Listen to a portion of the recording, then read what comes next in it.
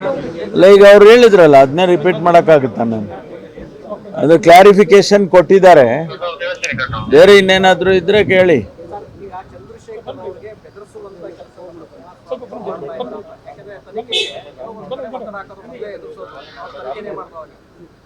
ನೋಡಿ, ಅವರಿಗೆ ಪೊಲೀಸ್ ಅಧಿಕಾರಿಗಳಿಗೆ ಒಂದು ಮ್ಯಾಂಡೇಟ್ ಇದೆ, ಎನ್ಕ್ವೈರಿ ಮಾಡಿ ಅಂಥೇಳಿ ಅವರಿಗೆ ಎಸ್ ಐ ಟಿನ ಮಾಡಿದ್ದಾರೆ, ಕಾನೂನಾತ್ಮಕವಾಗಿ ಎಸ್ ಐ ಟಿನ ಮಾಡಿದ್ದಾರೆ. ಅವ್ರ ಕೆಲಸ ಮಾಡ್ತಾರೆ. ಅದಕ್ಕೆ ಅಡ್ಡಿಪಡಿಸಿದರೆ, ಕೆಲಸ ಮಾಡೋದಕ್ಕೆ ಅಡ್ಡಿಪಡಿಸಿದರೆ ಅವರಿಗೆ ಆದಂಥ ಕೆಲವು ಕ್ರಮಗಳಿದ್ದಾವೆ, ಅದನ್ನು ಅವರೇ ತಗೊಳ್ತಾರೆ, ಪೊಲೀಸ್ನವರೇ. ಅದು ಬಿಟ್ಟು ನಾನೇನು ಹೇಳಕ್ಕೆ ಹೋಗೋದಿಲ್ಲ.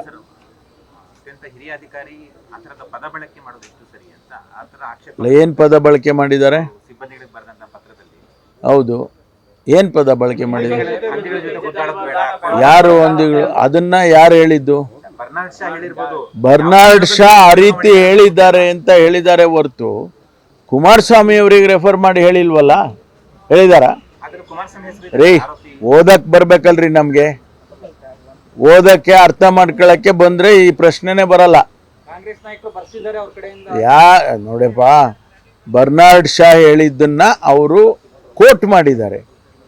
ನನಗೆ ಅಪ್ಲೈ ಆಗುತ್ತೆ ಅಂತ ಯಾಕೆ ತಗೋಬೇಕು? ನಾವು ತಗೋಬೇಕಾ? ಅವ್ರು ಪ್ರಸ್ತಾಪ ಮಾಡಿರ್ಬೋದು. ಈ ಗಾದಿ ಹೇಳ್ತೀವಿ ನಾವು, ಗಾದಿ ಹೇಳಿದ್ರೆ ಅದು ಗಾದಿ ನನಗೆ ಆಗುತ್ತೆ ಅಂತಲ್ಲ. ನಾಣ್ಣುಡಿಗಳು, ಗಾದಿಗಳು, ಈ ರೀತಿ ದೊಡ್ಡವರು ಹೇಳಿದ ಮಾತುಗಳು ಇವೆಲ್ಲ ಒಂದು ಅರ್ಥದಲ್ಲಿ ಹೇಳ್ತಾರೆ. ಅದನ್ನು ನಾವು ಹೆಂಗೆ ಬೇಕೋ ಹಂಗಂಗೆ ನಾವು ಅರ್ಥ ಮಾಡ್ಕೊಳಕ್ಕಾಗಲ್ಲ. ಅದಕ್ಕೆ ಒಂದಷ್ಟು ಅಪ್ಲಿಕೇಶನ್ ಆಫ್ ಮೈಂಡ್ ಬೇಕಾಗತ್ತೆ.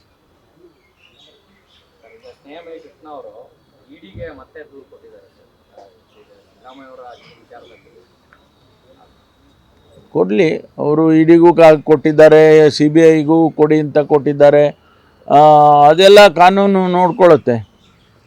ನಾವು ಅದ್ರ ಬಗ್ಗೆ ಕಾಮೆಂಟ್ ಮಾಡೋದಕ್ಕಾಗೋಲ್ಲ. ಕಾನೂನು ಜುಡಿಷಿಯರಿ ಇದೆ, ಅವರು ಏನು ತೀರ್ಮಾನ ತಗೊಳ್ತಾರೋ ತಗೊಳ್ಳಿ. ಈಗ 197 ಪೇಜಸ್ ಜಡ್ಜ್ಮೆಂಟ್ ಕೊಟ್ರಲ್ಲ, ಹಾಗೆ ಕೊಡಲಿ ಅವರು. ಇವತ್ತಿನ ಸ್ನೇಹಮೈ ಕೃಷ್ಣ ವಿರುದ್ಧ ಹಳೆ ಕೇಸಿಗೆ ಸಂಬಂಧಪಟ್ಟಂತೆ ಈಗ FIR ಆಗಿದೆ. ಅದೊಂದು ರೀತಿ ದ್ವೇಷದ ರಾಜಕಾರಣ ಅಥವಾ ದ್ವೇಷ ತೀರಿಸ್ಕೊಂತ ಇದೆಯಾ? ನಾವು ಯಾರು ದ್ವೇಷ ಮಾಡ್ತಾರೋ ಗೊತ್ತಿಲ್ಲಪ್ಪ. ಈ ಇದರಲ್ಲಿ ದಿನ ಬೆಳಗ್ಗೆ ಆದರೆ ಬರೀ ಇದೇ ಆಗಿದೆ. ಅವರು ಇವ್ರಿಗೇನೋ ಅಂದರು, ಅವರು ಇನ್ನೊಂದು ಯಾರೋ ಅಂದರು, ಇನ್ನು ಹಳೆ ಕತೆ ತೆಗೆದ್ರು. ಇದು ಇಷ್ಟರ ಮಟ್ಟಿಗೆ ಕಲುಷಿತವಾದರೆ ಕಷ್ಟ. ರಾಜಕೀಯ ಸಾರ್ವಜನಿಕ ಜೀವನ ಇಷ್ಟೊಂದು ಕಲುಷಿತ ಆದರೆ ಭಾಳ ಕಷ್ಟ.